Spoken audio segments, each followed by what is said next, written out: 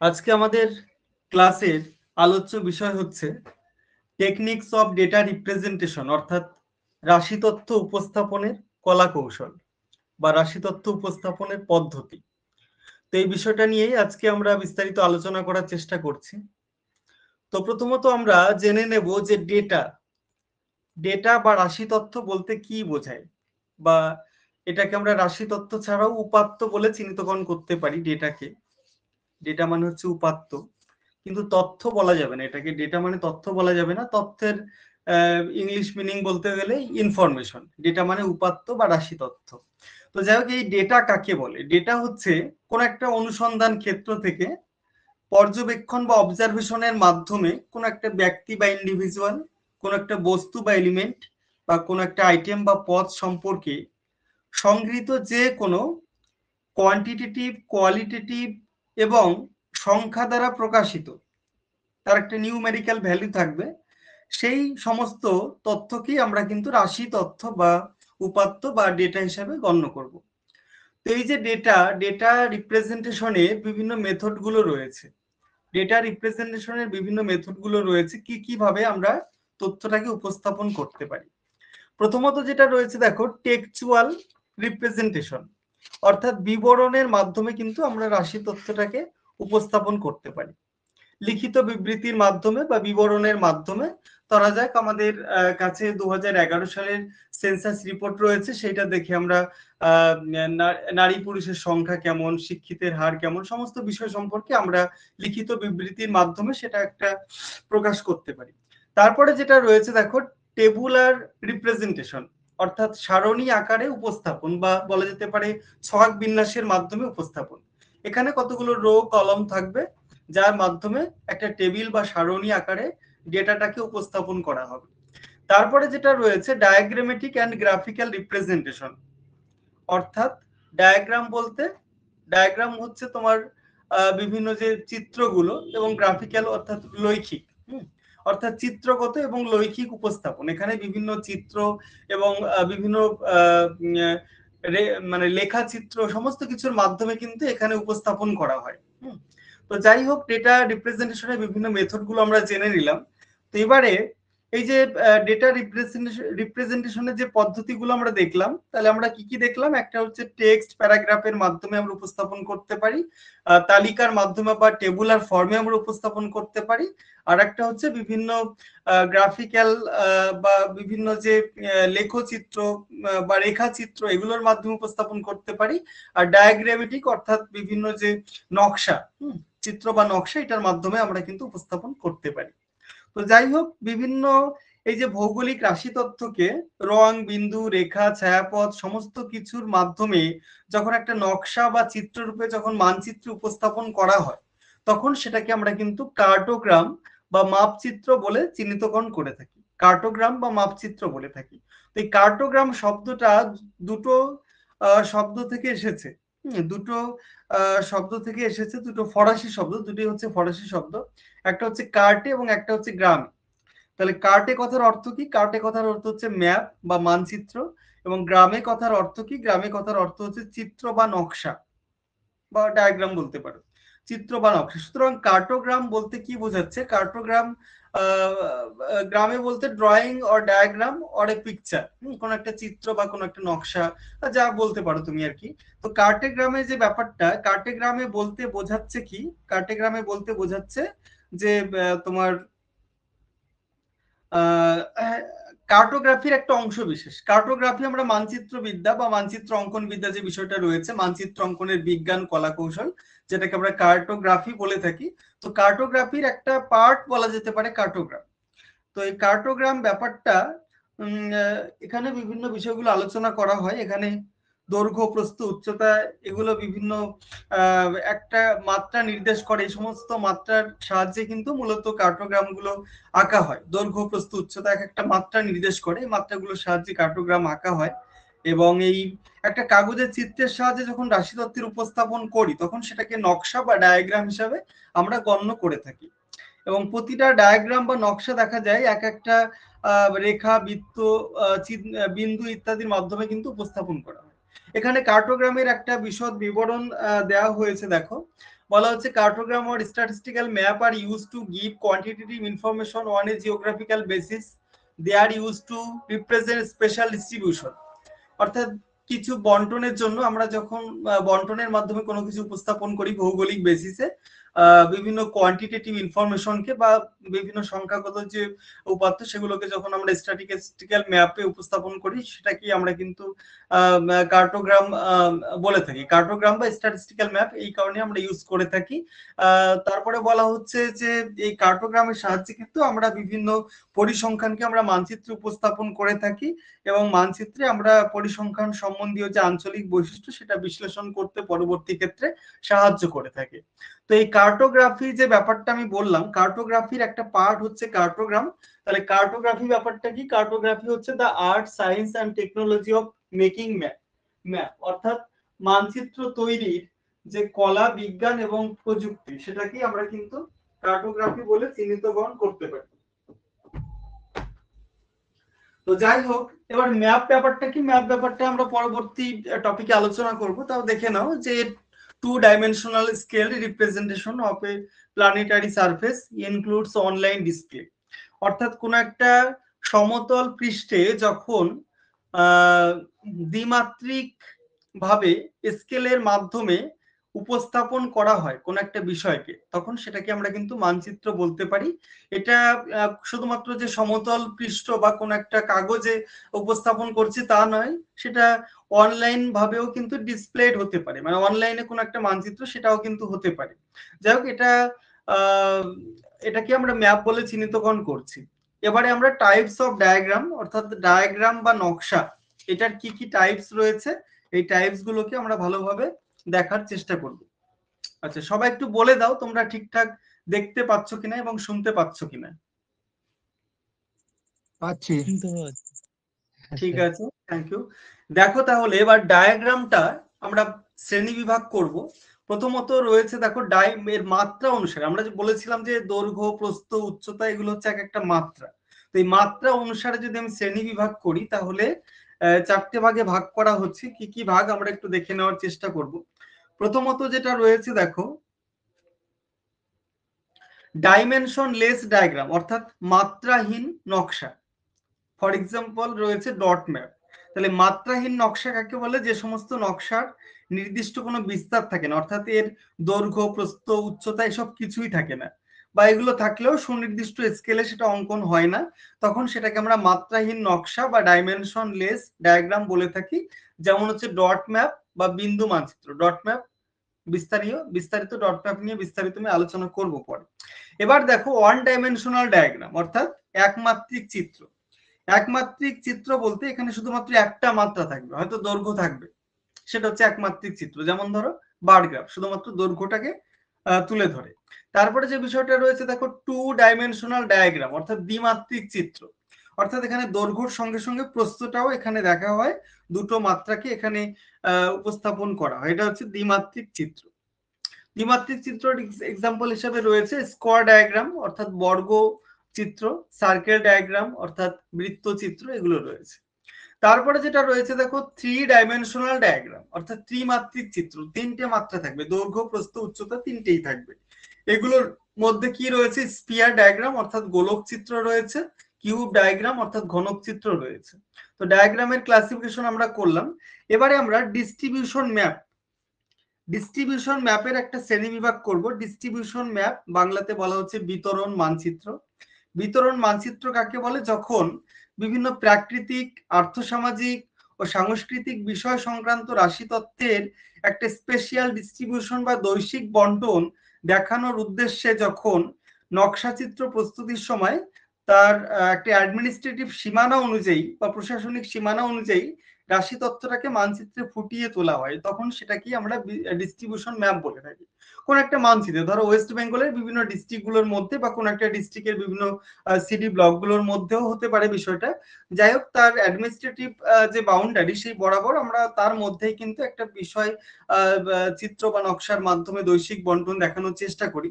সেটাকে আমরা distribution map বা বন্টন মানচিত্র বা বিতরণ মানচিত্র আমরা বলে থাকি। তো এটা হচ্ছে দুই প্রকার, একটা হচ্ছে কোয়ালিটেটিভ অর্থাৎ গুণগত বন্টন মানচিত্র, একটা হচ্ছে কোয়ান্টিটেটিভ অর্থাৎ পরিমাণগত বিতরণ মানচিত্র। কোয়ালিটেটিভ বিতরণ মানচিত্রের মধ্যে দুটো ভাগ রয়েছে, একটা হচ্ছে কোরোক্রোমেটিক ম্যাপ আর একটা হচ্ছে তোমার কোরক্সিমেটিক ম্যাপ। এই দুটো নিয়ে বিভিন্ন এমসিকিউ কোশ্চেন থাকে, ভালো করে জেনে নাও। কোরোক্রোমেটিক ম্যাপ কোনটা? কোরোক্রোমেটিক ম্যাপ বলছে বিভিন্ন উপাদান যখন আলাদা আলাদা রং দ্বারা চিহ্নিত করে উপাদানের যে ক্ষেত্রীয় বিস্তার সেটা দেখানোর জন্য ডিস্ট্রিবিউশন ম্যাপটা অঙ্কন করা হয়। তাহলে মেইনলি কিন্তু ভিন্ন ভিন্ন রঙে এটা দেখানো হবে। ভিন্ন ভিন্ন রঙে যখন বিভিন্ন উপাদানগুলো আমরা দেখাই অ্যাডমিনিস্ট্রেটিভ এরিয়ার মধ্যে, তাদের ক্ষেত্রীয় বিস্তারের মধ্যেই আমরা দেখাই, তখন এইভাবে দেখিয়ে রঙের মাধ্যমে উপাদানগুলোকে দেখিয়ে যখন আমরা ডিস্ট্রিবিউশন ম্যাপ অঙ্কন করি, সেই ম্যাপটাকে আমরা কি বলছি? সেই ম্যাপটাকে আমরা বলছি কোরোক্রোমেটিক ম্যাপ। কোরোক্রোমেটিক ম্যাপ। আরেকটা কি রয়েছে? কোরক্সিমেটিক ম্যাপ। কোরক্সি নামের মধ্যে একটু পার্থক্য রয়েছে। কোরোক্রোটা হচ্ছে তোমার রঙের মাধ্যমে দেখানো হবে, আর কোরক্সিমেটিক যে ব্যাপারটা, এখানে বিভিন্ন প্রতীক চিহ্নের মাধ্যমে দেখানো হবে। প্রতীক চিহ্ন, ধরা যাক কোন একটা জায়গার খাদ্যের বন্টন বোঝাতে কোনো খাদ্যের বা ফসলের কোনো চিহ্ন, কোন একটা জায়গার উৎপাদন বোঝাতে তোমার কোনো বস্তার চিহ্ন বা ওজনের কোনো রিলেটেড কোনো চিহ্ন, এরকম কিছু বোঝায়।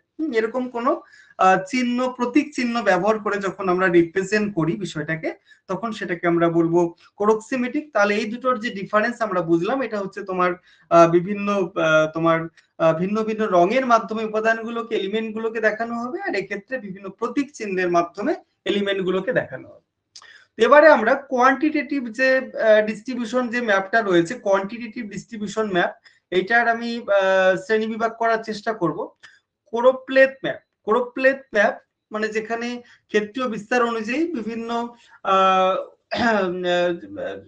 মানে রঙের মাধ্যমে হতে পারে, বা এখানে আমরা আর একটা বিষয় হচ্ছে তোমার ওই যে দাগ দাগ করে আমরা এগুলো শিখেছিলাম প্র্যাকটিক্যালে, বিভিন্ন দাগের ডেন্সিটিটা বাড়িয়ে কমিয়ে এইভাবে কোরোপ্লেথ ম্যাপটা অঙ্কন করা যেতে পারে।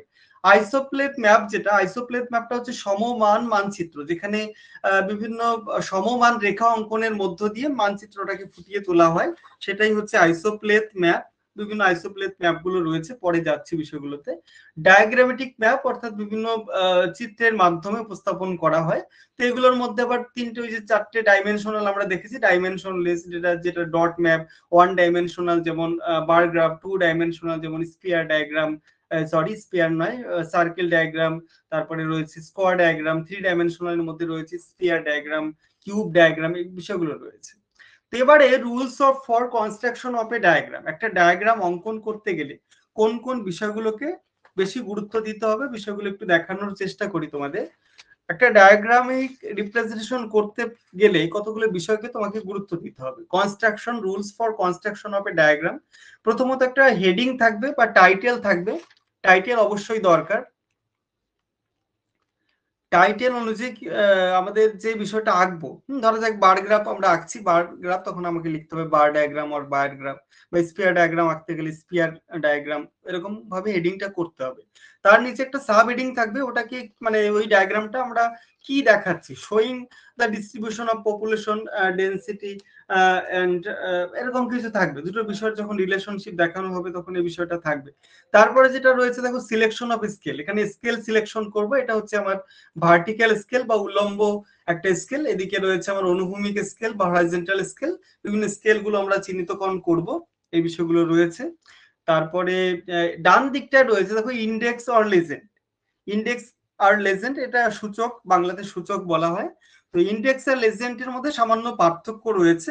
ব্যাপারটা কি? ব্যাপারটা হচ্ছে যে কোনো পরিমাণগত রাশি তথ্য বা কোয়ান্টিটেটিভ কোনো ডেটাকে বা রেশিও ডেটাকে যখন আমরা উপস্থাপন করি, বা কোনো একটা কোয়ালিটেটিভ ডেটাও হতে পারে, কোয়ান্টিটেটিভ পরিমাণগত বা পরিমাণগত যে রাশি তথ্য বা রেশিও ডেটার ক্ষেত্রে, বা অনুপাত রাশি তথ্য, আনুপাতিক রাশি তথ্য বা পরিমাণগত রাশি তথ্য, সেক্ষেত্রে আমরা ইন্ডেক্স ব্যবহার করি। যেমন ধরো এত থেকে এত, এত থেকে এত, এরকম যদি একটা রেঞ্জ হিসাবে থাকে, বা কোন একটা ধরো যে কোনো একটা পরিমাণগত সংখ্যাগত ভিত্তিতে কোনো একটা বিষয় থাকে, তখন সেটাকে আমরা কিন্তু লেজেন্ড ব্যবহার করব তখন।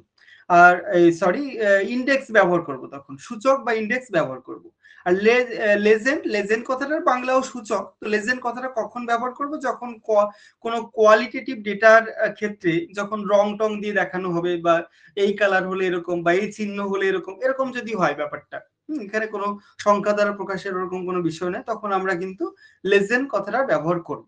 নর্মালি ইন্ডেক্স সংখ্যাগত উপাত্ত হলে বা রেশিও ডেটা হলে ইন্ডেক্স, আর লেজেন্ড কখন হবে, যখন কোনো কোয়ালিটেটিভ ডেটা হবে বা রং দিয়ে কোনো চিহ্নের মাধ্যমে যখন উপস্থাপন করা হবে।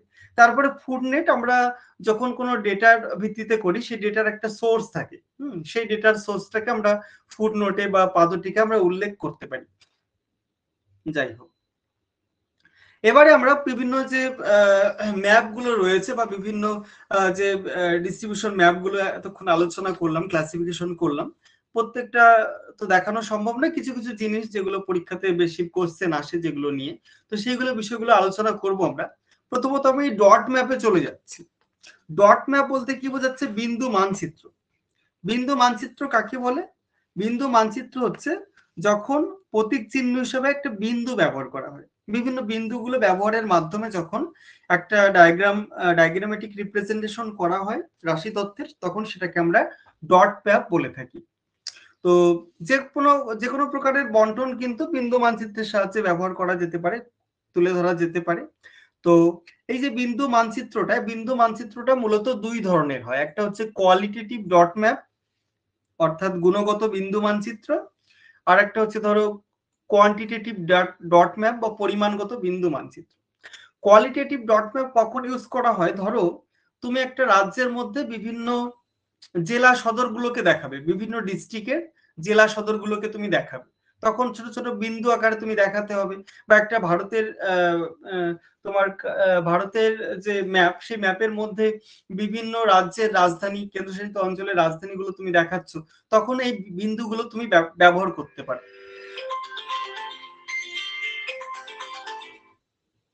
হ্যালো, আমি একটু পড়াচ্ছি অনলাইনে, পরে ফোন করছি, হ্যাঁ। দেখো, এবারে কোয়ান্টিটেটিভ ডট ম্যাপ যেটা, অর্থাৎ পরিমাণগত বিন্দু মানচিত্র ব্যাপারটাকে আমরা তিনটে মেথডে তুলে ধরতে পারি। একটা হচ্ছে তোমার arbitrary method, fixed number method এবং ডেনসিটি বেসড মেথড। তিনটে পদ্ধতি রয়েছে। আরবিট্রারি মেথড, এই মেথডগুলো সম্বন্ধে জেনে রাখো, এগুলো নিয়েও শর্ট কোশ্চেন থাকতে পারে। ঐচ্ছিক পদ্ধতিতে কি করা হয়, তোমার ওই সর্বোচ্চ এবং সর্বনিম্ন মানগুলো দেখা হয় কোনো একটা রাশি তত্ত্বের, এবং সেক্ষেত্রে ডটের সংখ্যা খুব বেশিও হবে না, কম হবে না, এরকম একটা স্কেল নির্বাচন করা হবে ইচ্ছে মতো, নিজের খুশি মতো, পছন্দ মতো। আরবিট্রারি কথার অর্থ হচ্ছে ঐচ্ছিক, নিজের ইচ্ছা মতো একটা মেথড, মানে বিন্দু নির্বাচন করে মেথডটা প্রয়োগ করা হয়। ফিক্সড নাম্বার মেথডটাকে কি করা হয়? ফিক্সড নাম্বার মেথডটাতে করা হয়, এখানে সর্বোচ্চ মানকে 100 ধরা হয়। ধরো জনসংখ্যাকে দেখানো হচ্ছে, নর্মালি রুরাল পপুলেশনটাকে হাইলাইট করার জন্য এই ডট ম্যাপ গুলো ইউজ করা হয়। তো রুরাল পপুলেশন দেখাচ্ছে, ধরো কোন একটা সিটি ব্লকের সর্বোচ্চ রুরাল পপুলেশন আছে এত, সেটাকে আমরা 100 ধরে, অর্থাৎ সর্বোচ্চ ডট সংখ্যা হবে 100, এই 100 ধরে আমরা বাকিগুলো 100 কম বেশি এরকম করে আমরা ডটের একটা ডেনসিটি দেখে আমরা করতে পারি, বিষয়টা করতে পারি। তারপরে যেটা রয়েছে ডেনসিটি বেসড মেথড, অর্থাৎ ঘনত্ব নির্ভর পদ্ধতি। এখানে সাধারণত ওই যে ম্যাপটা তোমাকে দিয়ে দেওয়া হয়েছে, ম্যাপটায় কিরকম প্রশাসনিক ক্ষেত্রের যে ক্ষেত্রফল সেটা কেমন আছে, ওইটা দেখে তোমাকে আন্দাজ করতে হবে। ধরা যাক এটা সাধারণত প্রতি স্কোয়ার সেন্টিমিটারে ডটের সংখ্যা 60 ধরে এটা করা যেতে পারে, অর্থাৎ প্রতি স্কোয়ার সেন্টিমিটারে আমি 60 খানা ডট দেবো, তার বেশি দেবো না। তো সেরকম ভাবে কোন একটা অ্যাডমিনিস্ট্রেটিভ ক্ষেত্রে ডট সংখ্যা কতগুলো হতে পারে, তার উপর বেস করে আমরা ডেনসিটি বেসড মেথড ইউজ করতে পারি। আচ্ছা, তো এখানে দেখো একটা এক্সাম্পল রয়েছে, দেখো বিভিন্ন serial number, CD block, rural population রয়েছে, এখানে 1 ডট রিপ্রেজেন্ট 2000 পপুলেশন। তো এরকম ভাবে একটা ডট ম্যাপ করা হয়েছে। দেখো এখানে পুরুলিয়া জেলার বিভিন্ন যে সিডি ব্লক, তার ডট ম্যাপ গুলো করা হয়েছে। মূলত ডটের সংখ্যা বেশি মানে সেখানে রুরাল পপুলেশন বেশি, যেখানে কম সেখানে রুরাল পপুলেশন কম। মূলত রুরাল পপুলেশন দেখানোর জন্য কিন্তু ডট ম্যাপটি ইউজ করা হয়। এবারে আমরা চলে যাচ্ছি বার ডায়াগ্রাম। বার ডায়াগ্রাম তিন প্রকারের রয়েছে, একটা হচ্ছে সিম্পল বার ডায়াগ্রাম, তারপরে রয়েছে কম্পাউন্ড বার ডায়াগ্রাম, সিম্পল বার ডায়াগ্রাম অর্থাৎ সরল স্তম্ভ চিত্র যেটা, তারপরে যেটা রয়েছে কম্পাউন্ড, কম্পাউন্ডটাকে আমরা তোমার এটাকে কম্পাউন্ডের বাংলা কি বলছে, যাই হোক কম্পারেটিভ যেটা তুলনামূলক বা মাল্টিপল, কম্পাউন্ডটা একটু মিশ্র টাইপের আর কি, বা যৌগিক বলা যেতে পারে। আর আদার্স কিছু বার ডায়াগ্রাম রয়েছে, সেগুলোর মধ্যে হরাইজন্টাল বার ডায়াগ্রাম, কম্পারেটিভ হরাইজন্টাল বার ডায়াগ্রাম, ডাইভারজেন্ট বার ডায়াগ্রাম, এরকম বিভিন্ন বিষয়গুলো রয়েছে। তো আমরা এখন এই বার ডায়াগ্রামের টাইপগুলো একটু দেখে নেওয়ার চেষ্টা করব। দেখো, বার ডায়াগ্রাম কাকে বলে? যখন নির্দিষ্ট স্কেলে আনুপাতিক হার অনুযায়ী একটা স্তম্ভের সাহায্যে যখন আমরা উপস্থাপন করি, সেটা হচ্ছে বার ডায়াগ্রাম। এখানে একটা সিম্পল বার ডায়াগ্রাম এখানে লেখার মানে অঙ্কন করার হয়েছে। এখানে দেখো, সরল একটা স্তম্ভ লেখচিত্র অঙ্কন করা হয়েছে।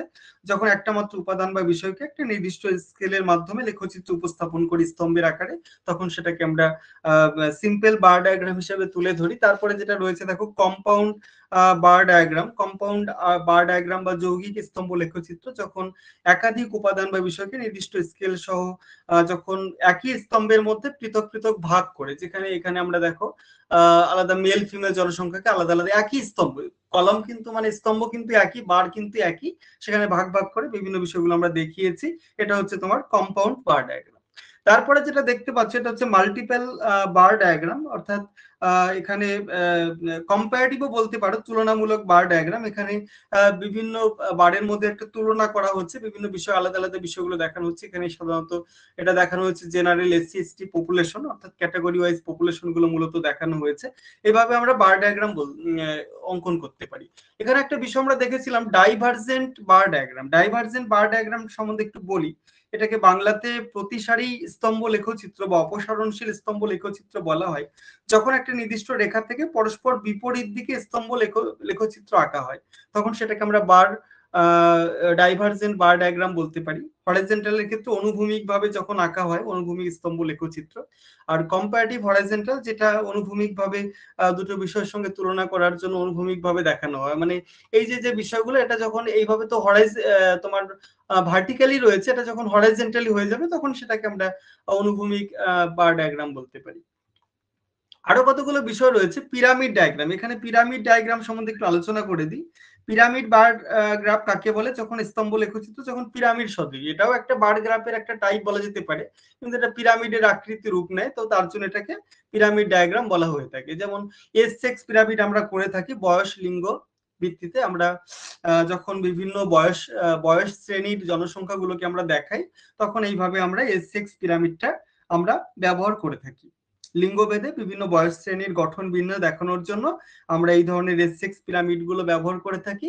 এটার আবার বিভিন্ন টাইপস গুলো রয়েছে। এটা নর্মাল টাইপ, এটা রয়েছে সুপার ইম্পোজড টাইপ, যেখানে একটার উপর আরেকটা রয়েছে, এরকমটা মূলত দেখা হয় সুপার ইম্পোজ টাইপ। এটাকে অধ্যারোপিত পিরামিড চিত্র বলা হচ্ছে। মনে হচ্ছে যে একটার উপরে আরেকটা রয়েছে, এরকম টাইপের যদি হয় আর কি। এখানে মূলত মেল ফিমেল পপুলেশন গুলো পার্সেন্টেজে দেখানো হয়েছে। এখানে কোনো এটাও বয়স অনুযায়ী করা হয়েছে। মনে হচ্ছে একটার উপর একটা অঙ্কনের একটা ফারাক রয়েছে আর কি। আগেরটা ছাড়া ছাড়া রয়েছিল, দেখো এই নীলের উপর দুটো নীলের মধ্যে মনে হচ্ছে সাদাটা রয়েছে, এরকম টাইপের আর কি।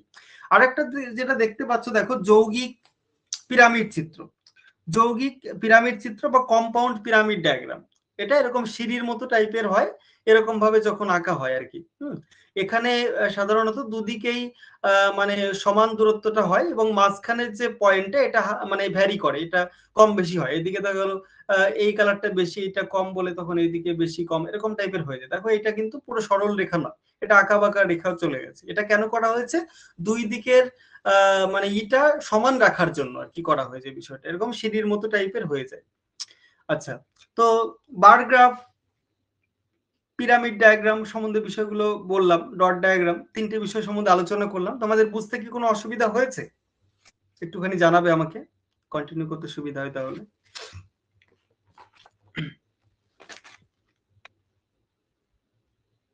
একটুখানি জানাও, তাহলে আমাকে কন্টিনিউ করতে সুবিধা হয়। সবাই দেখতে পাচ্ছ কিনা? ঠিক আছে, কোনো অসুবিধা হলে আমাকে বলবে, অসুবিধা নেই, পড়াতে পড়াতেই বলবে, কোনো সমস্যা নেই। আচ্ছা দেখো, এবারে আমরা প্রপোর্শনাল স্কোয়ার ডায়াগ্রাম, যার বাংলা কি? বাংলা বলছে আনুপাতিক বর্গ চিত্র, এরকম কিছু বলছি। তো বর্গক্ষেত্রের ক্ষেত্রফলের সূত্র আমরা জানি যে বাহু স্কোয়ার। তো তো বাহু স্কোয়ার যদি টোটাল এলিমেন্টটা হয় তাহলে সেক্ষেত্রে বাহুর দৈর্ঘ্য হবে root over area of square, যেটা রুট ওভার ওটা করতে পারি। এইভাবে আমরা এখানে একটা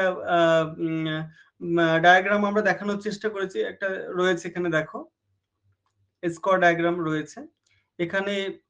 সাধারণত বর্গক্ষেত্রের বাহুর দৈর্ঘ্যটা বের করা হয় এইভাবে, টোটাল এলিমেন্টটাকে রুট ওভার করে কিন্তু আমি বাহুর দৈর্ঘ্যটা আমি পেতে পারি। তাকে আবার নির্দিষ্ট স্কেলে ফেলে আমার অ্যাডমিনিস্ট্রেটিভ এরিয়ার যে ক্ষেত্রীয় মান সেই অনুযায়ী আমরা স্কেলে ফেলে, মানে এমন স্কেল নির্বাচন করব না যে আমার ওই নির্দিষ্ট অ্যাডমিনিস্ট্রেটিভ ইউনিটের মধ্যে ওটা বড় হয়ে যাবে সেই বর্গক্ষেত্রটা, এরকম করা যাবে না। বাহুর দৈর্ঘ্যটা বের করলে আমরা বর্গক্ষেত্র আঁকতে পারবো। এবারে আমরা প্রপোর্শনাল সার্কেল ডায়াগ্রাম অর্থাৎ আনুপাতিক বৃত্ত চিত্র, যেটা এটা সাধারণত বৃত্তের যে ক্ষেত্রফল পাই আর স্কয়ার আমরা জানি, তার ভিত্তিতে total area of circle equal to pi r square. Area of সার্কেলটা পপুলেশন হতে পারে বা অন্য কিছু এলিমেন্টের সাইজ হতে পারে। তাহলে আর এর মান আমরা এইভাবে বের করব, root over size of the element divided by pi, মানে pi r square equal to যদি এইটা হয় তাহলে আর স্কয়ার ইকুয়াল টু এইটা হবে। তাহলে আর ইকুয়াল টু এদিকে রুট ওভার হয়ে যাচ্ছে, আর মানে রেডিয়াস অফ দ্য আর্থ। এইভাবে আমরা প্রপোর্শনাল সার্কেল ডায়াগ্রাম তুলে ধরে থাকি। এবার পাই ডায়াগ্রাম, যেটা প্রপোর্শনাল ডিভাইডেড সার্কেল ডায়াগ্রাম, পাই এর যে টোটাল কৌণিক মান 360 ডিগ্রি, 360 ডিগ্রিটাকে বিভিন্ন যে এলিমেন্টের ভাগগুলো থাকবে সেই ভাগগুলো অনুযায়ী আমরা প্রত্যেকটার জন্য কত ডিগ্রি সেটা আমরা ভাগ করে দিই। রেডিয়াসটাতে একইভাবে আমরা বের করে দিই, আর এর মানটা আগেরটা দেখালাম। এবার সেক্টরাল অ্যাঙ্গেল যেটা রয়েছে, যেটা পাই এর মাধ্যমে থিটার মাধ্যমে উপস্থাপন করা হয়, সেক্টরাল অ্যাঙ্গেলটা 360 degree divided by total amount into individual amount, এইভাবে কিন্তু উপস্থাপন করা হয়। ধরা যাক বিভিন্ন পপুলেশনের মধ্যে এসসি এসটি জেনারেল দেখানো হচ্ছে, আমরা এসসির ডিগ্রি বের করব, তখন 360 degree by total population into SC population, এরকম ভাবে দেখানো যেতে পারে। এইভাবে দেখানো হয়েছে, দেখো হিন্দু মুসলিম খ্রিস্টান এভাবে দেখানো হয়েছে। এবার স্পিয়ার ডায়াগ্রাম অর্থাৎ গোলক চিত্র। স্পিয়ারের মানে হচ্ছে গোলক। তো ভলিউম অফ স্পিয়ার, স্পিয়ারের যে আয়তন, এটাকে ঘনফল বলবো না, ঘনকের ক্ষেত্রে ঘনফল হয়, এটার ক্ষেত্রে মূলত আয়তন ধরা হয়। ভলিউম অফ স্পিয়ার আয়তন, গোলকের আয়তনের সূত্র হচ্ছে 4/3 পাই আর কিউব। তাহলে টোটাল এলিমেন্টটাকে আমরা 4/3 পাই আর কিউব ধরবো, সেই হিসাবে আমরা আর এর মানটা বের করে নেব 3/4 পাই ইন্টু, যেহেতু এটা আর কিউব ছিল তো আর এর মান বের করতে গেলে 3 রুট ওভার হয়ে যাবে। আর স্কোয়ার থাকলে এটা রুট ওভার হয়ে যেত নর্মালি, যেহেতু আর কিউব রয়েছে এদিকে ডান দিকে গেলে 3 কিউব হয়ে যাবে, এই 3 রুট ওভার হয়ে যাবে। আচ্ছা, স্পিয়ার ডায়াগ্রাম দেখতে পাচ্ছ। আচ্ছা, এরপরে যেটা দেখতে পাচ্ছ কিউব ডায়াগ্রাম। কিউব মানে কি? কিউব মানে হচ্ছে ঘনক। তো ঘনক চিত্র এখানে কিউবের মাধ্যমে দেখানো হয়, লুডো ছক্কা টাইপের যেরকম একটা শেপ। ভলিউম অফ কিউব অর্থাৎ কিউবের যে ঘনফল, সেটা হচ্ছে সূত্র হচ্ছে এ কিউব, এ মানে বাহুর দৈর্ঘ্য। তো 3 root over volume of cube, এখানে বাহুর দৈর্ঘ্যটাকে স্কেলে ফেলে এইভাবে অঙ্কন করা যেতে পারে। এটা হচ্ছে কিউব ডায়াগ্রাম। তারপরে যেটা চলে যাব গ্রাফ। গ্রাফটাকে রিপ্রেজেন্ট করা কতগুলো ভাগে ভাগ করা হচ্ছে, গ্রাফটাকে দেখবো কি কি ভাগ রয়েছে গ্রাফে। প্রথমত যেটা রয়েছে দেখো, biaxial graph, example line graph, অর্থাৎ যেখানে দ্বি অক্ষ অর্থাৎ দুটো অক্ষের মাধ্যমে এক্স অক্ষ ওয়াই অক্ষ এইভাবে দেখানো হয়। ট্রাই এক্সিয়াল যেখানে এক্স ওয়াই জেড তিনটে অক্ষের মাধ্যমে দেখানো হয়। পলি এক্সিয়াল যেখানে অনেকগুলো অক্ষ থাকে, যেমন স্টার ডায়াগ্রাম যেখানে 12টার দিকে দেখানো হয়। ট্রাই এক্সিয়াল এর একটা এক্সাম্পল হিসেবে টার্নারি ডায়াগ্রাম বলতে পারো। এগুলো আমি ছবির সাথে সবই দেখাবো। আচ্ছা, এবারে আমরা এই যে ডায়াগ্রামে তোমার এই যে অ্যাক্সিয়াল গ্রাফগুলো মানে অক্ষ থাকবে যেগুলো, সেগুলো দেখানোর জন্য এক্স অক্ষ ওয়াই অক্ষ দেখানোর জন্য আমরা মূলত এরকম একটা কোঅর্ডিনেট সিস্টেম ব্যবহার করে থাকি, এবং এই কোঅর্ডিনেট সিস্টেমটাকে বলা হচ্ছে কার্টেসিয়ান কোঅর্ডিনেট সিস্টেম। কার্টেসিয়ান কেন বলা হচ্ছে? ফরাসি ভূবিজ্ঞানী ডেকার্টে, নাম শুনেছো?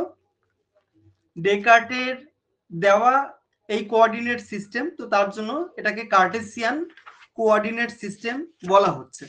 তো এই কার্টেসিয়ান কোঅর্ডিনেট সিস্টেমটা ফরাসি গণিতজ্ঞ ডেকার্টের নাম অনুসারে করা হচ্ছে। এখানে আমরা তিনটে টাইপস আমরা দেখেছিলাম, একটা বাই এক্সিয়াল, এগুলোর মধ্যে লাইন গ্রাফ হতে পারে, ক্লাইমোগ্রাফ হতে পারে, টার্নারি ডায়াগ্রাম হতে পারে। ট্রাই এক্সিয়াল এর ক্ষেত্রে এগুলো বিষয়গুলো একটু আলোচনা করব। দেখো এখানে আমরা যে বিষয়গুলো দেখতে পাচ্ছি, এক্স অক্ষ ওয়াই অক্ষ আমরা দেখতে পাচ্ছি, এই দিকটা এক্স অক্ষ। এখানে এক্স অক্ষ উৎস বিন্দুটা মাঝখানে রয়েছে, দেখো উৎস বিন্দুর দুই দিকে অনুভূমিক সরলরেখা রয়েছে, এটা হচ্ছে এক্স অক্ষ, আর এই দিকে উলম্ব যে সরলরেখা রয়েছে উৎস বিন্দুর দুই দিকে উপর নিচে, এটাকে বলছে ওয়াই অক্ষ। তো এই এক্স অক্ষ ওয়াই অক্ষটা কিন্তু আমাকে দেখতে পাচ্ছি যেখানে চারটে ভাগে ভাগ করেছে টোটাল পোর্শনটাকে, এদিকে একটা ভাগ, এদিকে 1 নাম্বার 2 নাম্বার 3 নাম্বার 4 নাম্বার। তো এই চারটে ভাগকে 1 2 3 4 এই চারটে ভাগকে কি বলা হয়? কোয়াড্র্যান্ট বলা হয়। কোয়াড্র্যান্টের বাংলা হচ্ছে বৃত্তপাত। টোটাল বৃত্তকে যখন চারটে ভাগে ভাগ করা হয় তখন সেটাকে বলে বৃত্তপাত। প্রতিটা ভাগে কিন্তু 90 ডিগ্রি করে থাকে, চারটে কৌণিক মান যেহেতু 360 ডিগ্রি। তো যাই হোক, এই যে 1 নাম্বার যে বৃত্তপাত বা 1 নাম্বার যে কোয়াড্র্যান্ট, এটা কোন দিকের কোয়াড্র্যান্ট হয়েছে এরকম অনেক সময় প্রশ্ন থাকে যে উত্তর পূর্ব, নর্থ ইস্ট কোয়াড্র্যান্টটাকে কোয়াড্র্যান্ট 1 বলা হয়, নর্থ ওয়েস্ট কোয়াড্র্যান্টটাকে কোয়াড্র্যান্ট 2 বলা হয়, সাউথ ইস্ট কোয়াড্র্যান্টটাকে কোয়াড্র্যান্ট 4 বলা হয়, সাউথ ওয়েস্ট কোয়াড্র্যান্টটাকে কোয়াড্র্যান্ট 3 বলা হয়। আচ্ছা, তো আরেকটা বিষয় বলি, এখানে অ্যাবসিসা অর্ডিনেট দুটো বিষয় তোমরা দেখতে পাচ্ছ।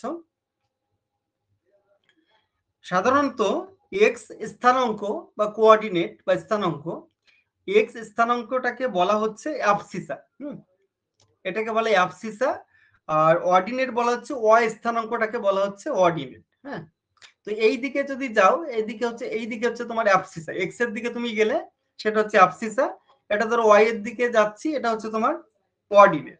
ওয়াই স্থানাঙ্কটাকে অর্ডিনেট বলা হয়, এক্সটাকে বলা হয় অ্যাবসিসা। এক্ষেত্রে দেখো কতগুলো বিষয়, যদি কোয়াড্র্যান্ট 1 এ অবস্থান করে তাহলে কিন্তু দেখা যাচ্ছে যে দুটোই কিন্তু তোমার পজিটিভে থাকবে। অর্থাৎ অ্যাবসিসাও পজিটিভে, মানে তোমার ওই অর্ডিনেটটাও পজিটিভে থাকবে। এক্ষেত্রে গেলে এক্স অক্ষটা মাইনাসে থাকবে, এক্ষেত্রে ওয়াই অক্ষটা প্লাসে থাকবে। নেগেটিভ পজিটিভ ব্যাপারটা বুঝতে পারছো? এগুলো নিয়েও প্রশ্ন হতে পারে যে কোন কোয়াড্র্যান্টে অবস্থান করলে অ্যাবসিসা অর্ডিনেট কেমন ভাবে থাকবে, এই বিষয়টাও তোমরা এখান থেকে বুঝে নেবে। আচ্ছা, ক্লিয়ার হয়েছে এটা? সবাই একটু বলো। হ্যাঁ স্যার, ক্লিয়ার। পরেরটায় চলে যাচ্ছে, দেখো কনস্ট্রাকশন অফ গ্রাফ। গ্রাফের ক্ষেত্রেও এক্স অক্ষ থাকবে, ওয়াই অক্ষ থাকবে। সাধারণত নর্মালি এক্স অক্ষে ইন্ডিপেন্ডেন্ট ভেরিয়েবল বা স্বাধীন চলক থাকে এবং ওয়াই অক্ষে ডিপেন্ডেন্ট ভেরিয়েবল বা পরাধীন চলক থাকে বা নির্ভরশীল চলক থাকে। এক্ষেত্রেও লেজেন্ড ইন্ডেক্স ইউজ করা হয়। এক্স অক্ষ ওয়াই অক্ষ, হেডিং থাকে, সাব হেডিং থাকে, সোর্স, ফুটনোট সমস্ত কিছু থাকতে পারে, একই ব্যাপার। লাইন গ্রাফটাকে ভাগ করা হচ্ছে open line graph, closed line graph, simple line graph. ওপেনটাকে দুভাগে ভাগ করে, simple line graph, complex line graph. Line graph কাকে বলে? যে লেখচিত্রে দুটো অক্ষের ভিত্তিতে যখন অঙ্কন করা হয় সেটাকে আমরা লাইন গ্রাফ বলে থাকি। এটাও বাইএক্সিয়াল একটা গ্রাফ বলা যেতে পারে। লাইন গ্রাফের বিভিন্ন সিম্পল, কমপ্লেক্স বিভিন্ন ভাগগুলো থাকে। ক্লোজ লাইন গ্রাফের ক্ষেত্রে ক্লাইমোগ্রাফ, হাইদার গ্রাফ, কমপ্লেক্স লাইন গ্রাফের ক্ষেত্রে পলিগ্রাফ, ব্যান্ড গ্রাফ, বিভিন্ন ভাগগুলো রয়েছে, একে একে আমি আলোচনা করার চেষ্টা করব। নর্মালি একটা সিম্পল লাইন গ্রাফ দেখানো হয়েছে, সিম্পল লাইন গ্রাফ দেখতে পাচ্ছ, একটা সিম্পল লাইন গ্রাফ তোমরা এখানে দেখতে পাচ্ছ, অর্থাৎ সরল রেখাচিত্র, পরস্পর সম্পর্কযুক্ত রাশি তত্ত্বকে যখন একটা রেখার সাহায্যে লেখচিত্র উপস্থাপন করা হচ্ছে সেটা হচ্ছে সিম্পল লাইন গ্রাফ। তারপরে যেটা রয়েছে পলিগ্রাফ। পলিগ্রাফ ব্যাপারটা হচ্ছে একই ফ্রেমের মধ্যে একই বেস লাইনের উপরে, একই বেস লাইনটা রয়েছে, দেখো বেস লাইন কিন্তু একটাই, একই বেস লাইনের উপরে যখন একাধিক উপাদানকে তাদের মান অনুযায়ী আলাদা আলাদা বসিয়ে যে সমস্ত রেখাগুলো টানা হয়, আলাদা আলাদা কালার ইউজ করা হয় এখানে, এটা হচ্ছে তোমার পলিগ্রাফ আর কি, একাধিক উপাদানকে বসানো হয়। তারপরে যেটা রয়েছে দেখো, এটাকে কি বলছে, ডবল অ্যাক্সিস লাইন গ্রাফ। এটা দুটো অ্যাক্সিস, মানে দেখা যাচ্ছে একটা লাইন হচ্ছে এই ভিত্তিতে, আরেকটা লাইন হচ্ছে এই ভিত্তিতে। একটা ডেকাডাল গ্রোথ বা দশক ভিত্তিক জনসংখ্যা বৃদ্ধির হার পার্সেন্টেজে দেখানো হয়েছে, একটা পপুলেশন ইন ক্রোর দেখানো হয়েছে। দেখা যাচ্ছে দুটো রেখাচিত্র, একটা একদিকে একটা ওদিকে, দুটো বিষয় আলাদা আলাদা ইউনিটে দেখানো হচ্ছে। এটাকে আমরা বলতে পারি তোমার এটাকে কি বলা হয়েছিল, ডবল অ্যাক্সিস লাইন গ্রাফ। দুটো অক্ষ থাকছে, এদিকে একটা অক্ষ, এদিকে ওয়াই অক্ষ দুটো থাকছে, এক্স অক্ষ একটাই, ওয়াই অক্ষ দুটো। ব্যান্ড গ্রাফ যেটা, ব্যান্ড গ্রাফের ক্ষেত্রে স্তর লেখচিত্র বলে, স্তর লেখচিত্র বলা যেতে পারে। সময় বা স্থানের সাপেক্ষে একাধিক উপাদানকে যখন স্তরের মাধ্যমে দেখানো হয়, এটা টোটালটা কিন্তু একটা স্তর। হ্যাঁ, এটা নির্দিষ্ট কালার করা রয়েছে, এইটা আবার এটাও একটা স্তর। এইভাবে যখন দেখানো, আরবান পপুলেশন, রুরাল পপুলেশন, মানে আরবান পপুলেশন প্রথমে উঠিয়ে তারপরে রুরাল পপুলেশনটাকে ওঠানো হচ্ছে। না, প্রথমে আরবান, রুরালটা বেশি হয় সাধারণত কোনো একটা জায়গায়, রুরালটাকে আগে ওঠানো হয়, তারপরে আরবানটাকে ওঠানো হয়, এরকম করে রুরালটাকে একটা কালার করা হয়, বাকি আরবানটাকে একটা কালার করা হয়, এভাবে করা হয়। আচ্ছা, এবার একটা গুরুত্বপূর্ণ বিষয় দেখো, ক্লাইমোগ্রাফ। ক্লাইমোগ্রাফ এটা ভালো করে বোঝার চেষ্টা করো। গ্রিফিথ টেলর এই ক্লাইমোগ্রাফের ধারণা দিয়েছিলেন। জি টেলর নামটা মনে রাখবে। ক্লাইমোগ্রাফ নিয়ে কোশ্চেন আসে, কে ক্লাইমোগ্রাফটা উদ্ভাবন করেছিলেন? উত্তর হবে জি টেলর বা গ্রিফিথ টেলর। যাই হোক, ক্লাইমোগ্রাফ নিয়ে আমরা আলোচনা করব। ক্লাইমোগ্রাফ এটা একটা বদ্ধ লেখচিত্র। ছবিটা দেখলেই বুঝতে পারছো, এই যে যে ইটা রয়েছে কিন্তু একটা আবদ্ধ একটা লেখচিত্র বলা যেতে পারে। তো এই ক্লাইমোগ্রাফ নিয়ে আমি আলোচনা করব এখন। ক্লাইমোগ্রাফ কাকে বলে যদি দেখি, তাহলে দেখবো যে একটা বদ্ধ লেখচিত্রের একটা উদাহরণ বলা যেতে পারে ক্লাইমোগ্রাফ। ক্লাইমোগ্রাফ হচ্ছে কতগুলো অনুভূমিক উলম্ব অক্ষে উপস্থাপিত দ্বিচলক রাশি বা বাইভেরিয়েট ডেটা পরস্পরের সম্পর্কের ভিত্তিতে দেখা যাচ্ছে। 12টা বাহু বিশিষ্ট একটা দ্বি অক্ষীয় আবদ্ধ লেখচিত্র বলা যেতে পারে ক্লাইমোগ্রাফ। ক্লাইমোগ্রাফের ক্ষেত্রে আমরা হরাইজন্টাল অ্যাক্সিসে কি দেখাচ্ছি? Relative humidity. এটা মনে রাখবে, যদি প্রশ্ন আসে ক্লাইমোগ্রাফে আমরা হরাইজন্টাল অ্যাক্সিসে কি দেখাই? রিলেটিভ হিউমিডিটি, আপেক্ষিক আর্দ্রতা দেখাই, পার্সেন্টেজে রয়েছে। এবং ভার্টিক্যাল স্কেলে আমরা দেখাই ওয়েট বাল্ব টেম্পারেচার, অর্থাৎ আর্দ্রকুণ্ড তাপমাত্রা। ডিগ্রি সেলসিয়াসে হতে পারে, ডিগ্রি ফারেনহাইটে হতে পারে। যাই হোক, ওটা কোনো বেশ ব্যাপার না। তো যাই হোক, এই ক্লাইমোগ্রাফ ব্যাপারটা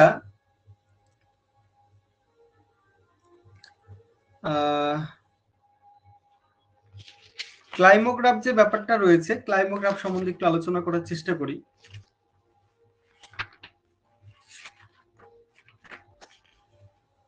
ক্লাইমোগ্রাফ, আচ্ছা, ক্লাইমোগ্রাফের ধারণাটা প্রথম গ্রিফিথ টেলর দিলেও, মানে প্রথম এই নামটাও প্রথম ব্যবহার করেছিলেন একজন বিজ্ঞানী, তার নাম হচ্ছে জে বল। 1910 সালে জে বল ব্যবহার করেছিলেন। তো যাই হোক, পরবর্তী ক্ষেত্রে ক্লাইমেট অ্যান্ড ম্যান গ্রন্থে গ্রিফিথ টেলর মানুষের ক্রিয়াকলাপের উপর জলবায়ুর প্রভাবটা দেখানোর জন্য ক্লাইমোগ্রাফটা অঙ্কন করেছিলেন। এখানে চারটে বিষয় আমরা দেখতে পাচ্ছি, স্কর্সিং, মাজি, কিন, র, চারটে বিষয় আমরা দেখতে পাচ্ছি। এই চারটে ক্লাইমেটিক কন্ডিশনকে নির্দেশ করে, চারটে বিষয়। এই বিষয়গুলো ভালো করে বুঝে নিতে হবে, এগুলো নিয়ে কোশ্চেন থাকে। প্রথমত আমরা দেখো স্কর্সিং ব্যাপারটা দেখার চেষ্টা করব। স্কর্সিং এটাকে বাংলা করলে তাপদগ্ধ, এরকম কিছু হচ্ছে আর কি। স্কর্সিং ব্যাপারটাকে বোঝার চেষ্টা করব। স্কর্সিং আমরা দেখতে পাচ্ছি লেখচিত্রের কোন দিকে থাকছে? লেখচিত্রের এটা হচ্ছে তোমার দক্ষিণ, এটা হচ্ছে পশ্চিম। লেখচিত্রের স্কর্সিং যেটা, এটা উত্তর পশ্চিম, উত্তর পশ্চিম অংশে রয়েছে স্কর্সিং। উত্তর পশ্চিম, সরি, উত্তর পশ্চিম। তো কোনো মাসের তাপমাত্রা ডিগ্রি সেলসিয়াস দেখি 15-র বেশি হবে এবং রিলেটিভ হিউমিডিটি 40-এর মধ্যে থাকবে।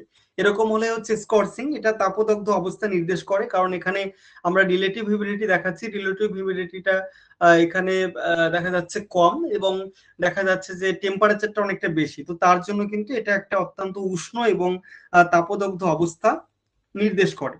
তারপরে যেটা রয়েছে দেখো মাঝি। মাঝি ব্যাপারটা কোন দিকে রয়েছে? এটা হচ্ছে উত্তর, এটা পূর্ব, উত্তর পূর্ব দিকে রয়েছে মাঝি ব্যাপারটা। তো এই মাঝি শব্দের অর্থ হচ্ছে তোমার বলা যেতে পারে ভ্যাপসা গরম। এটা উত্তর পূর্ব দিকে অবস্থান করছে, এবং কোনো মাসের রিলেটিভ হিউমিডিটি যখন 70-এর উপরে থাকে, এবং যখন টেম্পারেচার ডিগ্রিতে যদি দেখি তাহলে 15 ডিগ্রির উপরে, এবং ফারেনহাইটে দেখতে গেলে সেটা 60 ডিগ্রি ফারেনহাইটের উপরে।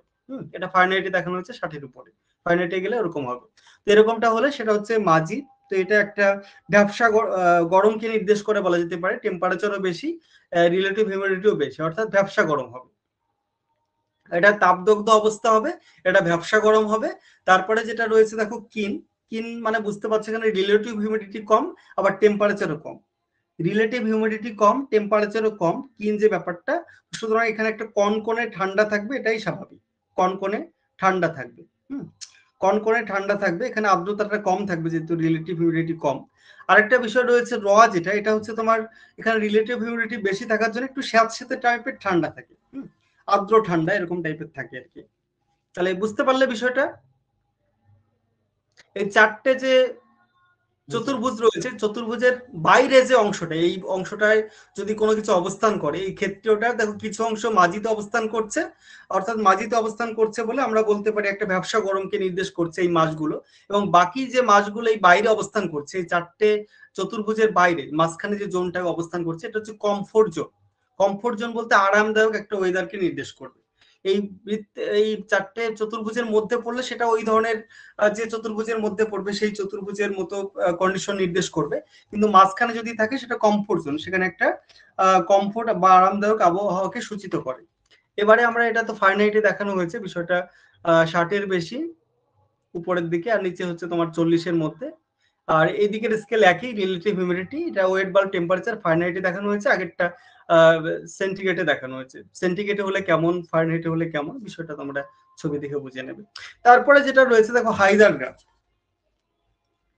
হাইদার গ্রাফ এটাও একটা ওই 12টা বাহু বিশিষ্ট একটা গ্রাফ বলা যেতে পারে, হাইদার গ্রাফ। ক্লাইমোগ্রাফের মতো হাইড্রোগ্রাফ এরকম 12টা বাহু বিশিষ্ট একটা দ্বি-অক্ষবদ্ধ লেখচিত্র বলা যেতে পারে। এটাও গ্রিফিথ টেলর আবিষ্কার করেছিলেন হাইদার গ্রাফের।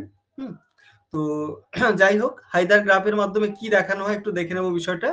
এদিকে রয়েছে রেইনফল মিলিমিটার, এদিকে রয়েছে টেম্পারেচার ইন ডিগ্রি সেলসিয়াস, এই দুটো বিষয় দেখানো হয়। হরিজন্টালি রেইনফল, ভার্টিক্যালি দেখানো হয় টেম্পারেচার ইন ডিগ্রি সেলসিয়াস। এবার আমরা গ্রাফ দেখে নেব, গ্রাফের মধ্যে ফ্রিকোয়েন্সি ডিস্ট্রিবিউশন গ্রাফ, এগুলো স্ট্যাটিস্টিক্স আলোচনা করব, তাও একবার দেখে নিই। গ্রাফ আর ফ্রিকোয়েন্সি ডিস্ট্রিবিউশন আমরা রিপ্রেজেন্ট করতে পারি histogram, frequency polygon, frequency curve, অজেবস এর মাধ্যমে, এবং গ্রাফস টাইমস এর মধ্যে semi average, moving average, time series গ্রাফগুলো, এগুলো পরে আমরা এই তোমার স্ট্যাটিস্টিক্স পড়া থেকে আলোচনা করব। এবার আমরা কিছু আইসো লাইন দেখে নেওয়ার চেষ্টা করব। দেখো তোমরা বলবে, আমি বলবো আইসোথামটা কি বলো, বাংলা মিনিং হলে বুঝতে পারবে বিষয়টা কি। বাংলা মিনিং সমষ্ণ রেখা। তারপরে আইসোহিটটা কি বলো, যে পারবে বলবে। জলগুলো ওটা কি স্যাঁতস্যাঁতে জায়গাগুলো নেই, সমবর্ষণ রেখা, যেখানে বৃষ্টিপাত একই, সেগুলোকে যুক্ত করা হচ্ছে সমবর্ষণ। হ্যাঁ, তারপরে কি রয়েছে আইসোনেপ, আইসোনেপটা কি হবে, হচ্ছে বায়ুর চাপটা, না সমমেঘাচ্ছন্ন রেখা, বায়ুচাপ তো আইসোবার। তারপরে যেটা রয়েছে দেখো আইসোট্যাক, আইসোট্যাকটা কি, আইসোট্যাকটা হচ্ছে সমান গতিবেগ, বায়ুর গতিবেগ যেখানে যেখানে সমান সেগুলো যুক্তকারী রেখা। তারপরে রয়েছে দেখো আইসোগন, সমান বায়ুদিক রেখা, নির্দিষ্ট সময় যখন সমান বায়ুর দিকগুলো একই বোঝাচ্ছে সেই দিকগুলোকে সংযোগকারী রেখা, সেটা হচ্ছে তোমার আইসোগন। তারপরে যেটা রয়েছে দেখো আইসোহিউম, আইসোহিউমটা কি কেউ বলতে পারবে?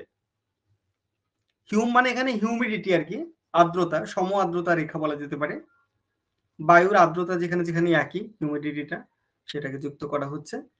তারপরে হচ্ছে আইসোস্টিয়ার, আইসোস্টিয়ার কথার অর্থ হচ্ছে তোমার সমবায়ু ঘনত্ব রেখা। বলো। দেখ আমি কিটা হয় তারপরে একবার হ্যাঁ, বায়ুমণ্ডলীয় ঘনত্ব যেখানে এক সেটাকে যুক্ত করছে আর কি। তারপরে দেখো আইসোহেল, আইসোহেল ব্যাপারটা বলতে পারবে কেউ? লবণতা। না, আইসোহেল ব্যাপারটা হচ্ছে সম সূর্যালোক রেখা, বা সম রৌদ্রকিরণ রেখা বলা যেতে পারে। আর সম সূর্যালোক রেখা নির্দিষ্ট সময় যখন সমান সূর্যের আলোটা পড়ে সেই স্থানগুলোকে যোগ করা হয়। তারপরে এটাই বলছে আইসোডোস, এটা সমবিকিরণ রেখা, যখন রেডিয়েশনের মাত্রাটা যখন একই রকম হয় নির্দিষ্ট সময়ে সেটাকে আইসোডোস বা সমবিকিরণ রেখা বলা হয়। যাক, এগুলো তোমরা একটু জেনে রাখার চেষ্টা করবে।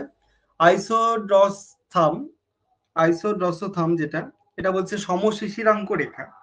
শিশিরাঙ্ক ব্যাপারটা জানো তো, সমান শিশিরাঙ্ক বিশিষ্ট যে, সমান শিশিরাঙ্ক উষ্ণতা বিশিষ্ট যে জায়গাগুলো সেগুলো যুক্ত করে। এগুলো একটু নতুন নতুন গুলোই এখানে লিখেছি, আরো বিভিন্ন টাইপের আছে যেগুলো নর্মালি আর কি, ওগুলো তোমরা জানো।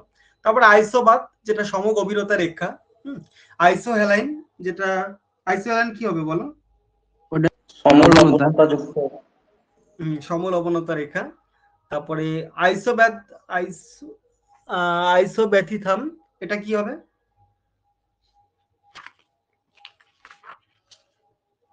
এটা হচ্ছে গভীরতা আর উষ্ণতা একই হতে হবে, মানে সমান গভীরতা প্লাস সমান উষ্ণতা। ব্যাথি মানে এখানে গভীরতাটাকে বোঝাচ্ছে, থাম মানে তো টেম্পারেচারটাকে বোঝাচ্ছে। গভীরতা উষ্ণতা একই যে সমস্ত জায়গায় সমুদ্রের তলদেশে সেই জায়গাগুলোকে যুক্ত করবে। আচ্ছা, ট্রান্সপোর্ট রিলেটেড রয়েছে যেটা আমরা ওয়েবারের তত্ত্বে আমরা দেখি আইসোটিম, আইসোরাপেন, এগুলো তো জানোই।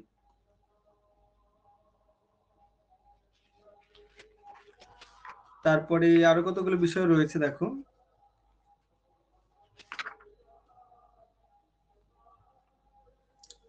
আইসোফেন, আইসোফেন ব্যাপারটা জানা আছে কারো? আচ্ছা, আইসোফেন মানে সময় রেখা। হ্যাঁ, যে সমস্ত জায়গাগুলোতে একই জৈবিক ঘটনাগুলো একই সময় সংঘটিত হয় সেই সমস্ত স্থানগুলো যুক্ত করে, এটাকে সময় রেখা বলা হয় বাংলাতে। আদার্স কিছু রয়েছে, কন্টুর, সমোন্নতি রেখা, তারপরে সমান উচ্চতা বিশিষ্ট রেখা। আইসোসিসমাল, বলতে পারবে আইসোসিসমালটা কি? ভূমিকম্প। হ্যাঁ, সমান ভূমিকম্পের মাত্রা যেখানে যেখানে রয়েছে সেগুলোকে যুক্ত করছে। আইসোজিওথাম, আইসোজিওথাম এটা বলতে পারবে? ভূত্বকীয় তাপমাত্রাগুলো যেগুলো সেম। না, ভূত্বক না, এটা আইসোজিওথামটা ভূগর্ভে। হ্যাঁ, ভূগর্ভের যেখানে যেখানে টেম্পারেচার সেম, ভূগর্ভস্থ সমষ্ণ রেখা বলা যেতে পারে আইসোজিওথাম। দেখো এগুলো আমরা অনলাইনে নোটসে দিয়ে দেবো, ওটা পড়ে নেবে। আচ্ছা, এবার কোরোক্রোমেটিক, প্রথমে এটা আলোচনা করেছিলাম, কোরোক্রোমেটিক আর কোরোক্সিমেটিক। তাহলে কোরোক্রোমেটিকটা কি বলেছিলাম, রং দিয়ে নাকি চিহ্ন দিয়ে? এটা রং দিয়ে করো। হ্যাঁ, রং দিয়ে দেখানো হবে কোরোক্রোমেটিক, ভালো করে, এটা কিন্তু প্রশ্ন আসে। কোরোক্রোমেটিকটা আর কোরোক্সোমেটিকটা দেখো, যেটা বোঝাতে চাইছিলাম, বিভিন্ন চিহ্নের মাধ্যমে বা কোনো প্রতীক চিহ্নের মাধ্যমে, দেখো এইটা মানে কাঠ, এইটা মানে ধান, এইটা মানে পাট, কোন জায়গায় কি আছে এই টাইপের আর কি দেখানো হয়েছে, বুঝতে পারছো? তাহলে কোরোক্রোমেটিক আর কোরোক্সিমেটিক, কোরোক্সিমেটিকটা প্রতীক চিহ্নের মাধ্যমে, আর আগেরটা হচ্ছে তোমার রঙের মাধ্যমে।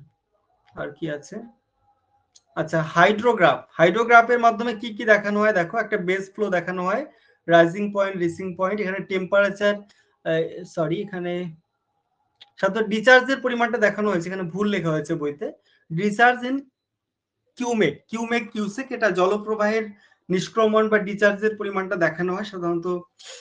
এই হিসাবে বিভিন্ন মাসের ভিত্তিতে একটা বেস ফ্লো করা হয়েছে, এটা হচ্ছে অ্যানুয়াল হাইড্রোগ্রাফ, বাৎসরিক একটা হাইড্রোগ্রাফ দেখানো হয়েছে, যেখানে ওয়াটার ডিচার্জটা সময়ের সাথে সাথে কিরকম পরিবর্তন হয়েছে এটা দেখানো হয়। শুধুমাত্র জেনে রাখো, অ্যানুয়াল হাইড্রোগ্রাফে সাধারণত বিভিন্ন সময়ের পরিপ্রেক্ষিতে আমরা ওয়াটার ডিচার্জ বা জলের নিষ্ক্রমণ ব্যাপারটাকে আমরা দেখাই, ওয়াটার ডিচার্জ ইন কিউমেকে দেখাই। এটা একটা রেটিং কার্ভ রয়েছে, রেটিং কার্ভের মধ্যে আমরা বিভিন্ন গজ হাইট বা জল কতটা উচ্চতায় উঠেছে সেই ব্যাপারটাকে গজ হাইট বলা হয়, সেটা দেখানো হয়। ওয়াটার ডিচার্জ রয়েছে এখানে হরাইজন্টাল স্কেলে, ভার্টিক্যাল স্কেলে গজ হাইট রয়েছে, ওয়াটার ডিচার্জের পরিমাণটা রয়েছে এদিকে কিউমেকে, আর এদিকে রয়েছে গজ হাইট, মানে জল কতটা উচ্চতায় উঠবে এই বিষয়গুলো রয়েছে। এগুলো অনার্সের সিলেবাসেও ছিল, তোমরা যারা করেছো পরবর্তী ক্ষেত্রে তারা জানো বিষয়গুলো। তো দেখো, তারপর ইউনিট হাইড্রোগ্রাফ একটা বিষয় রয়েছে, উপরের দিকটা আমরা রেইনফল এটা দেখতে পাচ্ছি, রেইনফল বিভিন্ন সময়ের পরিপ্রেক্ষিতে আমরা এখানে বিভিন্ন তারিখগুলো রয়েছে, বিভিন্ন তারিখের বিভিন্ন সময়ে স্ট্রিম ফ্লো গুলো দেখানো হয়েছে। তারপরে এটা হচ্ছে একটা বেস ফ্লো, এটা বলা যেতে পারে বেস ফ্লো, উপরের দিকে স্ট্রিম ফ্লোটা দেখানো হয়েছে, এটা বিভিন্ন সূত্র রয়েছে। যাই হোক, এটাকে জেনে রাখো, এটা হচ্ছে ইউনিট হাইড্রোগ্রাফ অফ রিভার।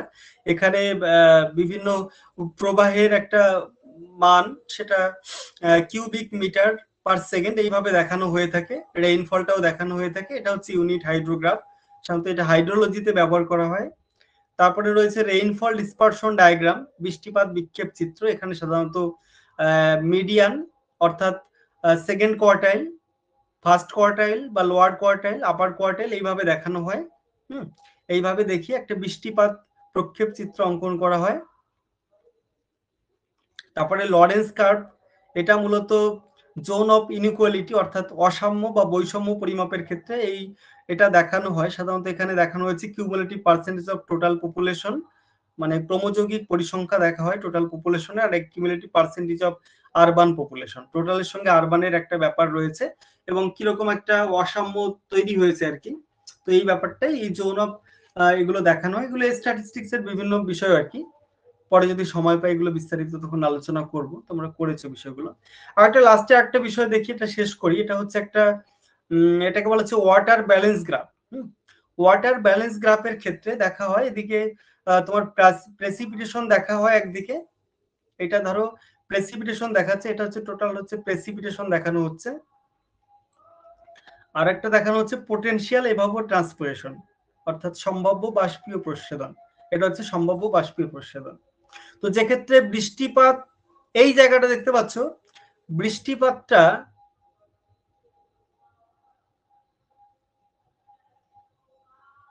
আচ্ছা, ব্যাপারটা এখানে উল্টো লেখা হয়ে গেছে, কারণ বৃষ্টিপাত যখন বেশি হবে, তবে এইটা হচ্ছে বৃষ্টিপাত হবে এখানে, হ্যাঁ, আর এইটা হচ্ছে তোমার পোটেনশিয়াল এভাপো ট্রান্সপিরেশন হবে, আর এইটা হচ্ছে বৃষ্টিপাত হবে, ঠিক আছে। তো বৃষ্টিপাতটা যখন বেশি হচ্ছে, কিন্তু তুলনামূলকভাবে যখন বাষ্পীয় প্রস্বেদন কম হচ্ছে, তখন বৃষ্টিপাতটা বেশি হয়ে যাচ্ছে, অর্থাৎ বৃষ্টিটা তখন সারপ্লাস বা উদ্বৃত্ত হিসাবে থাকছে। আবার যখন কি হচ্ছে, বৃষ্টিপাতটা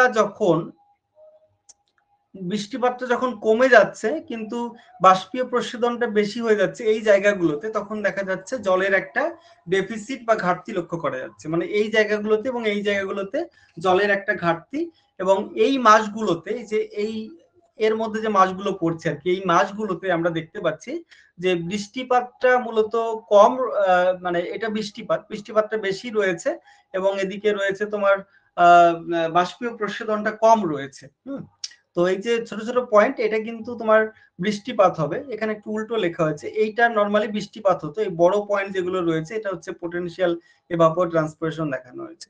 তো যাই হোক, এইভাবে কিন্তু আমরা সারপ্লাস এরিয়া, ডেফিসিট এরিয়া বিষয়টা আমরা দেখিয়ে থাকি। এটা মূলত এটাকে আমরা ওয়াটার ব্যালেন্স গ্রাফ হিসাবে চিহ্নিতকরণ করে থাকি।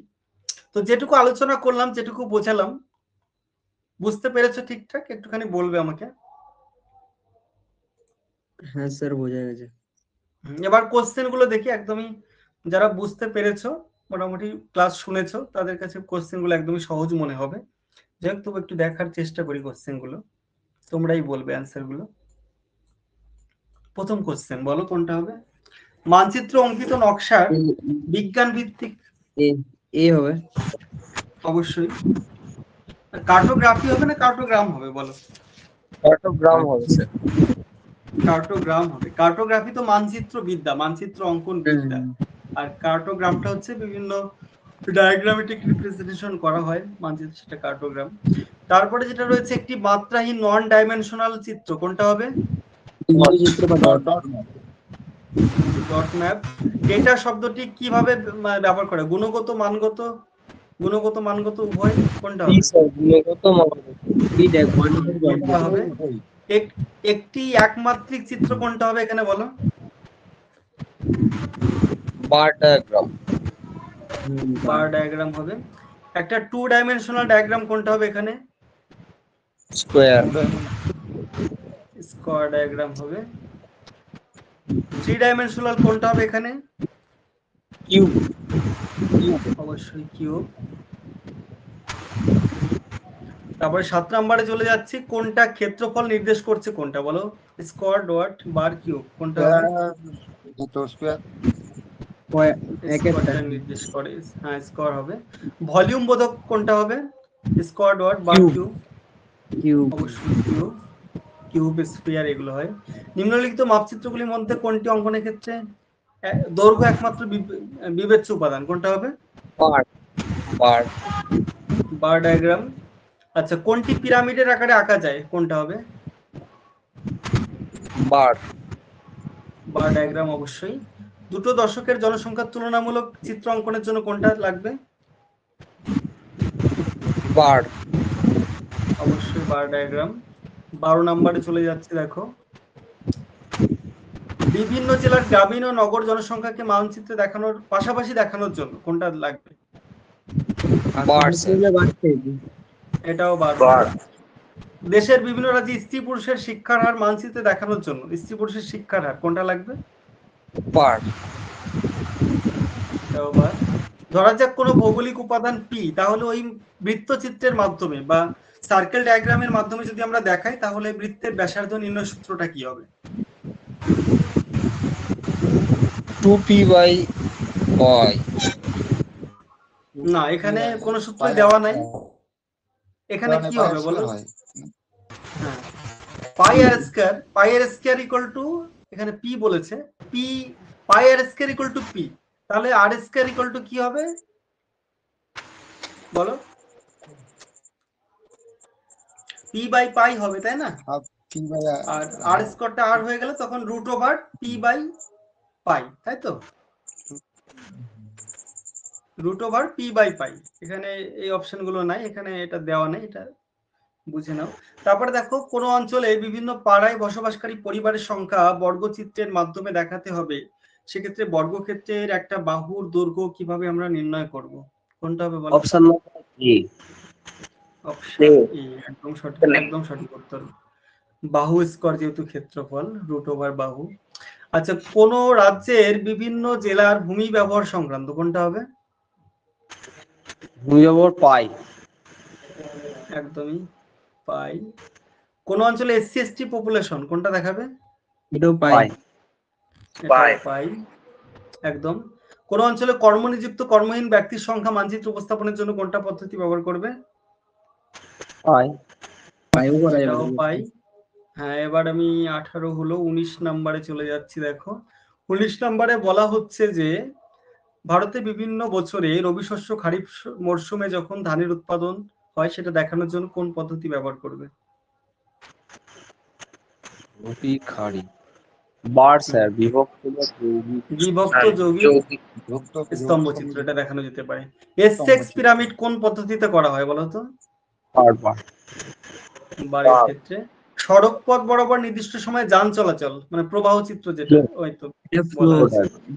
হ্যাঁ, ফ্লো ডায়াগ্রাম। ভারতের বিভিন্ন বছর স্বাদু জল সামুদ্রিক মাছের উৎপাদন দেখানোর জন্য কোনটা করবে? Multiple line graph. একদম সঠিক উত্তর, মাল্টিপল লাইন গ্রাফ। 23 নম্বরে বলছে কোন স্থানে বায়ুপ্রবাহের দিক গতিবেগ দেখানোর জন্য কোনটা করবে? ডিভাইড বায়ুপ্রবাহের দিক। না, এখানে স্টার ডায়াগ্রাম বলা আছে, স্টার ডায়াগ্রাম এটাই হবে। 12টা যেহেতু কোন মাস আছে স্থানে, ওইজন্য। একদম একদম একদম। কোন স্থানে বছরের বিভিন্ন মাসে বৃষ্টিপাতের পরিমাণ বর্ষণ দিনের সংখ্যা উপস্থাপনের জন্য কোন পদ্ধতি? এটাও স্টার ডায়াগ্রাম। এটাও স্টার ডায়াগ্রাম। 25 নম্বরে দেখো কি বলছে, কোন অঞ্চলে উচ্চতা, গভীরতা, বৃষ্টিপাত, বায়ুর চাপ, তাপমাত্রা, লবণতা সমবন্টন দেখানোর জন্য উপযুক্ত পদ্ধতি? আইসো লাইন। লাইন, একদম সঠিক উত্তর। তারপরে আমি 26 নম্বরে চলে যাচ্ছি। দেখো, নিম্নলিখিত কোনটি সমমান রেখার বৈশিষ্ট্য নয়? সমমান রেখা পরস্পরের প্রায় সমান্তরালে, ঠিক। সমমান রেখা পরস্পরকে ছেদ করে না, এটাও ঠিক। আবদ্ধ উন্মুক্ত প্রকৃতির হয়, এটাও হতে পারে। গোল আকারে হতে পারে, উন্মুক্ত হয়ে হতে পারে। হ্যাঁ, ইন্টারপোলেশন মেথডে আমরা করতেই পারি, এটা হচ্ছে হবে না। বিন্দু চিত্রের মাধ্যমে কোনটা দেখানো যেতে পারে? বিন্দু চিত্রের মাধ্যমে জনসংখ্যা দেখানো যাবে। পপুলেশন ডেনসিটিটা দেখানো যায় না, শুধু রুরাল পপুলেশনটাই দেখানো হয়। পপুলেশন ডেনসিটি আবার দেখানোর ক্ষেত্রে কোরোপ্লেথ ম্যাপটা বেশি উপযুক্ত। কোন অঞ্চলে পৌর জনসংখ্যা, আরবান পপুলেশন, কোনটা হবে? Urban population sphere. কোন অঞ্চলে গ্রামীণ জনসংখ্যার বন্টন কি হবে?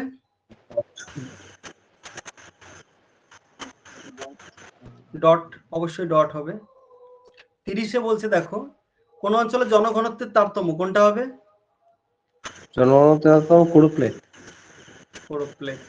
গোলকের আয়তনের সূত্র কি? 4/3 pi r cube. R cube. 4/3 pi r cube, option A সঠিক উত্তর, একদম সঠিক বলেছো। তারপর 32-এ বলছে কোন অঞ্চলে কোন ভৌগোলিক উপাদানের বন্টনগত তীব্রতা দেখানোর জন্য, বন্টনগত তীব্রতা দেখানোর জন্য কোনটা হবে? কোরোপ্লেথ, অবশ্যই। 32 হলো, এবার 33-এ চলে যাচ্ছি। 33-এ বলছে দেখো, কোরোপ্লেথ মানচিত্রের শ্রেণী সংখ্যা, নাম্বার অফ ক্লাস স্টারজেস মেথড। পদ্ধতি কোনটা হবে বলো? ABC, স্টারজেস method. সি একটা হবে। সূত্রটা কি ছিল? 1 + 3.322 log n। একদম সঠিক উত্তর। কোরোপ্লেথ মানচিত্রের শ্রেণী ব্যবধান, ক্লাস ইন্টারভেল বের করার জন্য কোন সূত্র? সর্বোচ্চ মাইনাস হচ্ছে সর্বনিম্ন। Option number D. Option number C হবে না ডি হবে? সি সি সি সি হবে। আচ্ছা, এবার দেখো, ক্লাইমোগ্রাফ ক্লাইমোগ্রাফ ব্যাপারটা প্রবর্তক গ্রিফিথ জি টেলর। টেলর হবে। টেলর প্রবর্তিত ক্লাইমোগ্রাফ পদ্ধতিতে এক্স অক্ষ বরাবর দেখানো হয়। এক্স অক্ষে কি দেখানো হয়েছিল? Relative humidity. Relative humidity. Humidity. Taylor প্রবর্তিত ক্লাইমোগ্রাফ পদ্ধতিতে ওয়াই অক্ষ বরাবর কি দেখানো হয়েছিল? আর্দ্রকুণ্ড না শুষ্ককুণ্ড? তাপমাত্রা। আর্দ্র আর্দ্র। তাহলে অপশন বি। এটা ডিগ্রি সেলসিয়াসে হতে পারে, ফারেনহাইটও হতে পারে। আচ্ছা এই দেখো একটা, এটা কোনটা হবে? স্কর্চিংটা কি বলেছিলাম? স্কর্চিং হচ্ছে গরম। প্রচন্ড গরম। এটা হবে প্রচন্ড গরম। রটা কি হবে? রটা হবে আর্দ্র শীত। মাঝিটা কি বলেছিলাম? ব্যবসা গরম। ব্যবসা গরম। হ্যাঁ। আর কিনটা এটা প্রচন্ড একদম।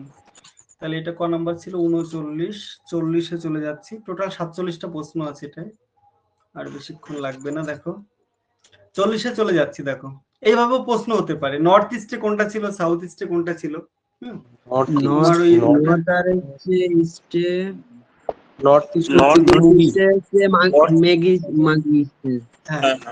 এটা ছিল। সাউথ ইস্টে কি ছিল? সাউথ ইস্টে ছিল র। সাউথ ওয়েস্টে ছিল স্কর্চিং। সাউথ ওয়েস্টে ছিল কিন, আর নর্থ ওয়েস্টে ছিল স্কর্চিং। যাই হোক এগুলো একটু ছবিগুলো দেখে নেবে আরেকবার। তারপর টেলর ক্রাইমোগ্রাফে স্কর্চিং, মাঝি, র, নিন বহির্ভূত এলাকার আবহাওয়া জলবায়ু কেমন থাকবে? মানে ওইটার বাইরে যে এলাকাগুলো রয়েছে স্বস্তিকর, তাই তো? একদম। আচ্ছা ক্রপ ইন্টেন্সিটি, শস্য প্রগাঢ়তা, এটা যদি আমি দেখাইনি ক্লাসে, তোমরা তো জানো বিষয়টা। Option number C. Option number C, gross cropped area by net cropped area into 100। এটা ক্লাস 12 এ ছিল এই বিষয়টা, শস্য প্রগাঢ়তা।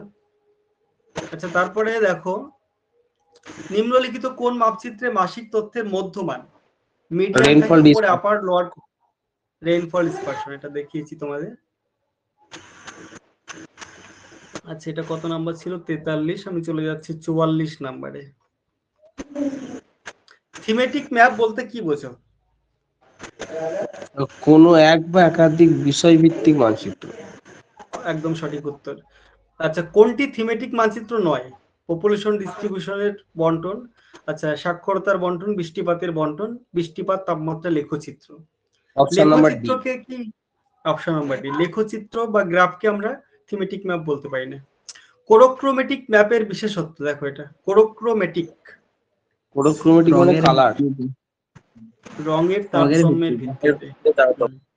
আচ্ছা নিচের নিম্নলিখিত কোন ধরনের মানচিত্র অঞ্চলের প্রশাসনিক সীমাকে অনুসরণ করে না?